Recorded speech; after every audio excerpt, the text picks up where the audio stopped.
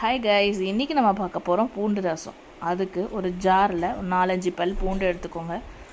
அப்புறம் ஒரு 3 spoon pepper, 1.5 spoon ஜீரகம், 1 ஸ்பூன் தனியா, சும்மா ஒரு 2 வெந்தயம்,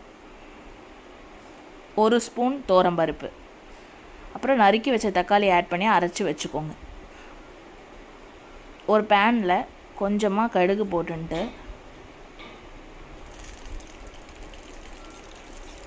அப்புறம்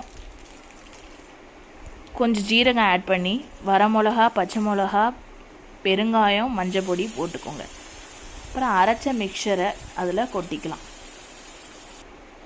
கொட்டின்ட்டு ஒரு இடிக்கல்ல ஒரு 7-8 பல் பூண்டை தோலோடு போட்டு நசுக்கி வச்சுக்கோங்க. வச்சுன்ட்டு இந்த அரைச்ச மிக்சர்லாம் கொட்டி கலரின இந்த ரசத்தில் கொஞ்சம் புளி விட்டு ஆட் பண்ணிக்க போகிறோம், புளி கரைச்சல். அப்புறம் உப்பு போட்டு இந்த தனியா போட்டு நல்லா ஒரு கொதி வந்த அப்புறம் தனியா போடணும். போட்ட அப்புறம் கடைசியாக அந்த இடித்து வச்ச பல் பூண்டு இருக்குது பார்த்தீங்களா, it gives you a nice aroma. நல்லாயிருக்கும், சூப்பராக இருக்கும். அது போட்டிங்கன்னா அந்த இடித்து வச்ச பல் பூண்டை அதில் ஆட் பண்ணிக்கோங்க. ஆட் பண்ணி ஒரே ஒரு சின்ன கொதி விட்டு இறக்கினீங்கன்னா எம்மியான பூண்டு ரசம் ரெடி. இது கோல்டுக்கெலாம் ரொம்ப நல்லது.